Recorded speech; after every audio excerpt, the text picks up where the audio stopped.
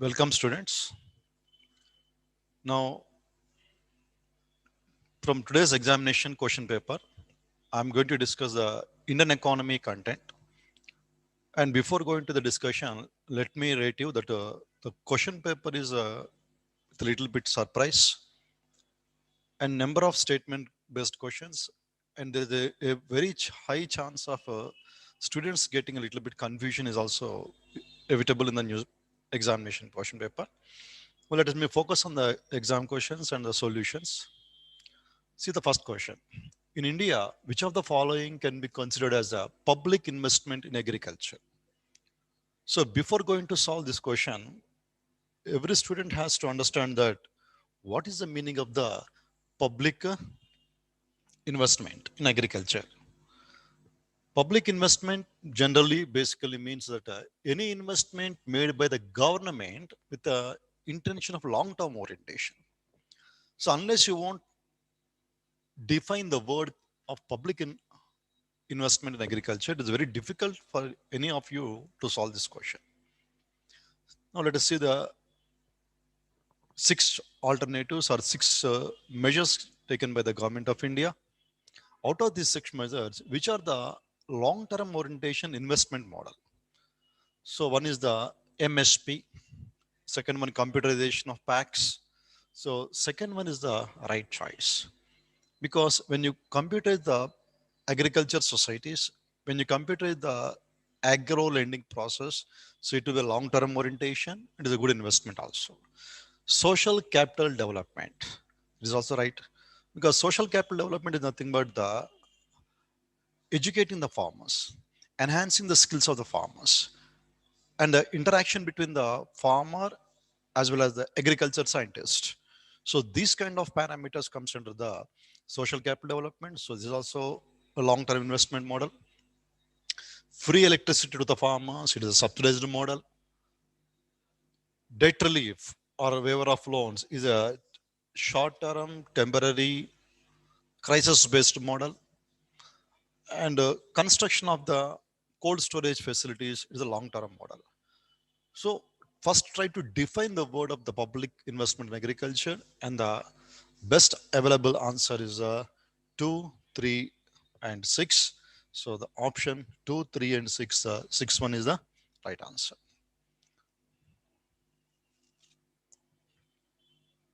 Next question. Interest coverage ratio. Okay. This is the word generally the commerce graduates they use more, or the stock market analysts they use the more, interest coverage ratio. What is the significance of interest coverage ratio? The interest coverage ratio, the simple formula is earnings before interest and tax, EBIT divided by the interest. In a layman's language, the company made a profit of 100 rupees. Out of the 100, they have to pay the interest of 10. That is nothing but EBIT is at 10 times. It means the company made a profits which is sufficient to 10 times of paying the interest. So look at the question. What is the significance of this word, or the word, how the word is we are using in India, especially from the company's point of view? The first option has given understanding the present risk of the firm. Yes, it's very good. The EBIT is low. That means the company is not doing well. At the same time, it evaluate the emerging risk of the futuristic also. We look at the trend of the EBIT or trend of the interest coverage ratio. If the coverage ratio is slowly coming down, it gives an indication that the company's earnings are less. The company in future may not sustain this much of a ratio. So the futuristic. The third one, the higher the ratio, it means the worst. No, the third statement is wrong, because EBIT should always higher. The more higher the ratio, the answer is the better the company economic performance. So answer is the one and two is the correct answers. Next, third. Which are the following factors were affecting the price of rices in India in recent past? Okay, that means it's a very simple question. What is the price of the rice? How it is fluctuating? What are the factors determining the price of the rice? Which is the main staple food of India. So MSP, obviously it will affect the prices. Government trading, through the food corporation, through the market, through the e-norms, the facilities of the government, and the government participation, and the government is procuring the buffer stocks in the Food Corporation of India, FCI, and the subsidies given to the, as per 2013 Food Security Act. So these are all four factors which influence the prices of the rice recent past. So the correct answer is 1, 2, 3, and 4. Under the Kisan Credit Card Scheme, short term. My dear students, please focus on the word short term. Okay, once you know the word short term, the rest of things is done. So short term in general, less than 1 year, a temporary phenomena. And out of the given options, look at the options where I'll try to eliminate construction of family house and setting up of village cold storage. This is not a short term, this is a long term approach. Next, purchase of tractors and mini trucks. This is also a long term approach. And out of the given options, the rest is, I mean, you can easily don't try to answer the question rather than try to eliminate the wordings. So I know very categorically, it's very clear that option 2 and option 5 are long-term orientation. They're not a short term. Once I eliminated the 2 and the 5, then the rest over is 1, 3, and 4. And out of the given options, blindly I will stick the B is the right answer. So you should focus on the word called the short term. Next. Consider the following statements. It is with regard to consumer price index and the wholesale price index. In consumer price index, the food price index is approximately 45% of the weightage given to the food items. In the wholesale price index, it is less than 20%. So yes, the statement 1 is the right. WPI did not capture the services. Exactly correct. WPI did not, but CPI captures. And Reserve Bank of India uses the wholesale price index. This is the wrong statement because as per the monetary policy framework agreement with the government of India in 2016, as per the Urjit Patel committee recommendations, the Reserve Bank is going to take the headline inflation or the key factor of the India's inflation, the CPI, not the WPI. It's a very easy answer, very easy question to solve. So one is the right answer. Consider the following statements. This is also related to agriculture. The first statement says that in at the MSP rate, you unlimited way of buying the foodstuff, cereals and oilseeds. So this is a wrong statement because there is no provision in the, as per the government of India, there is no provision saying that the government will procure at MSP unlimitedly. Categorically, there is no statement like that. If that is a so, then why the farmer will be in losses? You will come across in the newspaper saying that the farmer is not getting the remunerative price. The farmer is not even getting the MSP. It depends upon demand and supply. So the first statement is wrong. Similarly, the market price will never rise. That means the maximum price for agriculture equipment is the MSP. No, it is not the so case. Due to the weather or due to some unexpected natural activities, the produce has come down. The lack in the production, in the scarcity, then the prices will shoot up more than the MSP. So statement 2 is also a wrong statement. So answer is D, neither 1 or 2. With reference to an economy, consider the following statements. So this is related to the money market, basically short-term money market. Commercial paper is a short-term unsecured promissory note. Yes, it's right. Certificate of deposits issued by the Reserve Bank of India. This is the wrong. Reserve Bank of India won't issue certificate of deposits. Commercial banks and financial institutions will issue the certificate of deposits. Call money is a short term. Yes, exactly. Between the banks. And zero coupon bonds. The word zero indicates that it is not going to have the interest bearing. There is no interest bearing. Because the interest is zero, that's why it is called as a zero coupon bond. So fourth one is the wrong answer. So one is, correct answer is one. Sorry, certificate of deposits to cancel. So one is and three is the right answers. So C is the right answer. With reference to FDI, foreign direct investments, what are the characteristics of the FDI?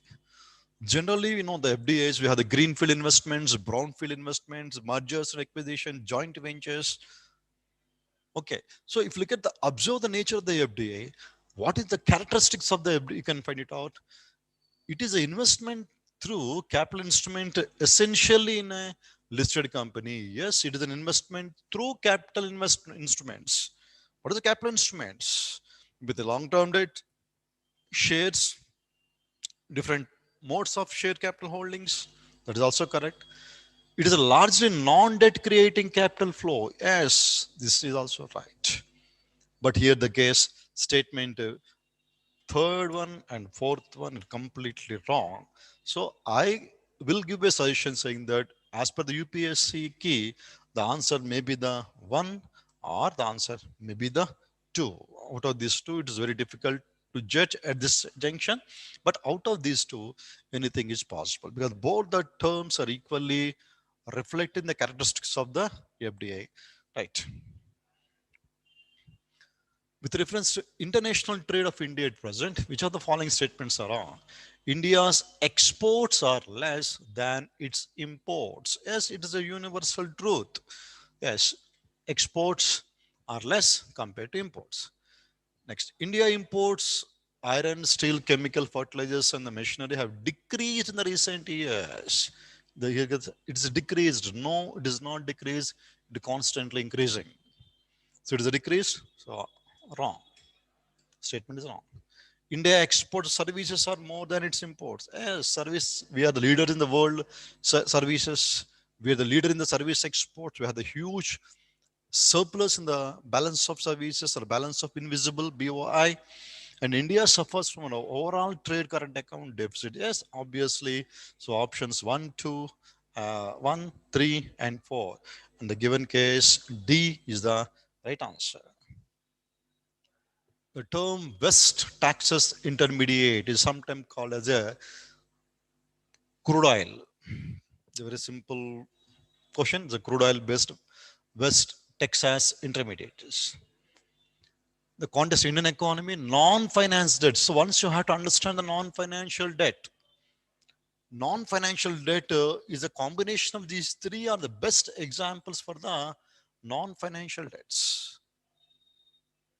One is a housing loan, the other one is outstanding on the credit cards, and the government treasury bills. So these three are the examples for the non-financial debts. Unless you don't have the clarity of what is a non-financial debt, it's very difficult to solve this question. So answer is D, D for Delhi, 1, 2, and 3. Next, with reference to trade, trims, which of the following statements are correct? Okay, he has given the three statements. Out of the statement, trims, as per WTO, we all know, trade related investment measures have certain rules and regulations on international parameters about the international trade in goods, not in services. In services, there is another agreement called GATS, General Agreement on Trade in Services. Look at the statement. It says that TRIMS applies to investment when in trade in both goods and services. No, it's only goods, not in services. So 2 is the wrong. When 2 is the wrong, what is left over? 1 and 3. When 1 and 3 left over is very simple. That means you have no need to break your head. Just simple have a common sensical understanding saying that TRIMS is there and GATS is there. GATS is meant for services. So when if you pinpoint that particular point GATS, then 2 will be eliminated. Then 1 and 3 will be the correct answers. So answer is 1 and 3. That is C is the right answer. Next, RBI expansion monetary policy. The RBI want expansionary monetary policy. It should not supposed to indulge or it's not supposed to do the activity saying that increase in the marginal standing facility rate. So it is not supposed to do what? It is not supposed to do two only. Don't touch the marginal standing facility rate. You can cut down the policy rates. You can cut down the reserve ratios. So the more money will be pumped into the market, then the market will be expansion mode. Clear? So the answer is a 2. So RBI should not undertake any activity say increase in the margin of standing facility rate. With reference to the Indian economy after 1991's liberalization, consider the following the workforce. According to me, this question is a little bit tricky, and the question, the framing, and the options given exactly is not follow. They're not exactly giving the real answer. So this question I will set aside. You can see the UPSC final key, and accordingly you follow the UPSC key. Next, in terms of the short-term credit delivery to the agriculture sector. So the first statement says that in agriculture sector, cooperative banks are lending more. All of us very clearly know that in agriculture sector, the biggest lender of the agriculture sector are not cooperative banks, they are the scheduled commercial banks. Then next place goes to the regional rural banks. The last place goes to the cooperative banks. So statement one says that cooperative bank is giving more lending, short-term credit delivery to the agriculture. This statement is wrong. And one of the most important function of DCB is providing the agriculture loan facility to the PACS, primary agricultural credit societies. Yes, this statement is right. And the answer is B2 only. I think all of you know, in a cooperative banking, we have the three-tier mechanism, the apex level state cooperative bank, and the middle level district cooperative bank, and the primary or a block level, we have the PACS, primary agriculture credit societies. So B is the right answer. 16. Cyber insurance is a new concept. The cyber insurance policy, if you look at any insurance policy, they will give certain terms and conditions. They will give you saying that this is insurance covers the following only. These kind of activities insurance will not cover. So this simple question based on some insurance policy document, or you can see in in newspapers, you will see the brochures of the, no, from that brochure, he simply picked up the call cyber insurance. And this is one of the emerging markets in the world scenario itself, because software, because of the hacking, software hacking, because of the cyber frauds. So out of the given statements, which statements are correct, benefits are correct means statement one, cost of restoration is right. Cost of new computer if some miscreant willfully damages. So when willful damage is there, there is no insurance cover. So second one is the wrong. And cost of hiring the specialist and cost of defending the lawsuits in the court of law. So 1, 3, and 4. So 1, 3, and 4 is the correct answers. Let me clarify yourself, or let me clarify myself, that these analysis subject to the final key of the UPSC. So you have to rely on UPSC key. Next, in India, public key infrastructure, very simple question. Digital security infrastructure is nothing but a public key infrastructure.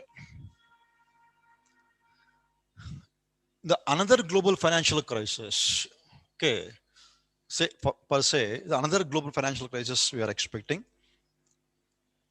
Then what the mechanism the India should follow to minimize this kind of the financial risk?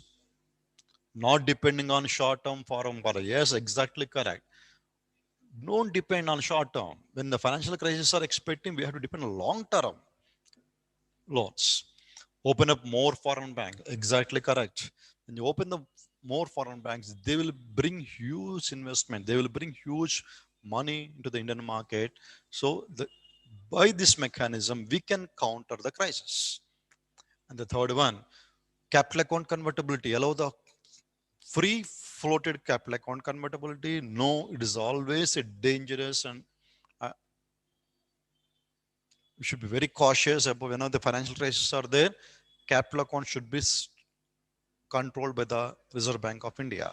So don't give capital account convertibility. So out of these three measures, which measures are more practically adaptable to minimize our financial crisis? So our correct answer is 1 and 2. So B is the right answer, 1 and 2.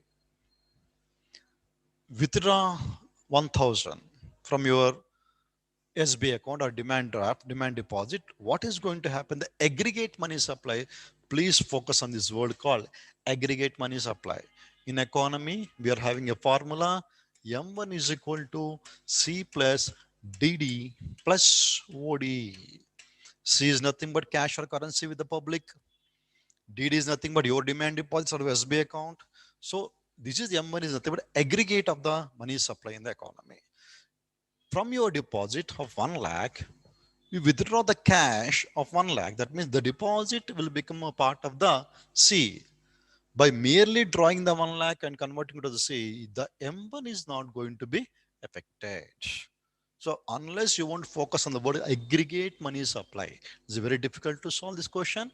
So the option is fourth one, to leave it untouched. Next, gold tranches or the reserve tranche position is nothing but the IMF, International Monetary Fund. In IMF, you may come across the SDR, the special drawing rights, member capital subscription. So they, the member capital subscription called reserve tranche position, this is the amount, this is the loan amount the member country can take from the IMF without any fees, without any restrictions. So this gold tranche or reserve tranche position is a word associated with the IMF. So IMF is the right answer. Answer D is the correct one. Next, Indo-Sri Lanka trade has consistently increased. Yes, exactly right. Textile and textiles articles are between the India and Bangladesh. Yes, this is also right. And in the last 5 years, Nepal has become the important trading partner, the SARC or South Asian country. No, in South or South Asian country, not the Nepal. It is the Bangladesh that become a major trading partner to the India. So statement 1 and 2 both are correct answers. 1 and 2 both are correct answers. Next, MP Lots. Member of Parliament Local Area Development Fund. MP Lots has certain rules and restrictions. Out of the statements, first one is right because with the MP Lots of 5 crores rupee, the Member of Parliament has to devolve the funds towards creating durable assets. Next, specified portion should be allotted to SCs and STs area. Yes, 15% for SCs and 7.5% for the STs. And MP lot funds are yearly basis and the unused funds can't be carried forward. No, it's wrong. The funds are not used, it will be carried forward to the next year. The district authority must inspect at least 10% of all the works. This is also not correct. If the value of the work is more than 25 lakhs, then the entire all the works has to be inspected by the district authorities. It is not a 10% slab for all works, depending upon the value of the contract or depending on the value of the asset created. No? So they have given certain rules and regulation. So statement 3 and 4 is wrong. That means the correct answer is A. That is 1 and 2 only. Next, along with the budget, the finance minister is going to place the macroeconomic framework statement, fiscal policy strategy statement, medium term fiscal policy statements. These statements are the documents which has to be submitted along with the budget as per the legal provision or legal statute of the FRBM Act. So FRBM Act says that along with the budgets, the finance minister has to submit 3 reports to the Lok Sabha. So this is one is the D is the final answer. FRBM Act. Right. So these are the questions that UPS has covered. As per my opinion, it is a very slightly tricky and more time consuming. Anyway, thank you very much. I wish you all the best.